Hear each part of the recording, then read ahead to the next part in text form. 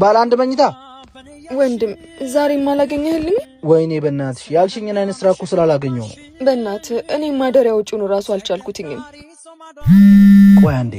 ሄሎ ወዮዬ ብራዘር፣ በጣም ይቅርታ እቃው ልታመጣ ሄዳ ቆይታብኝ እኮ ነው። ይኸውልህ ዛሬ ግን ግዴታ ማስገባት አለብህ። ግድ የለህም፣ ጎበዟና ቀልጣፋዋን ነው ማመጣልህ። እሺ በቃ ስትመጣ ደውልልኝ፣ ቤት ነኝ።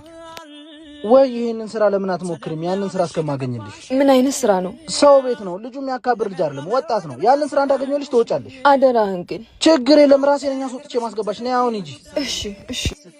ይኸው እዚህ ነው። እሺ እሺ፣ እደውላለሁ።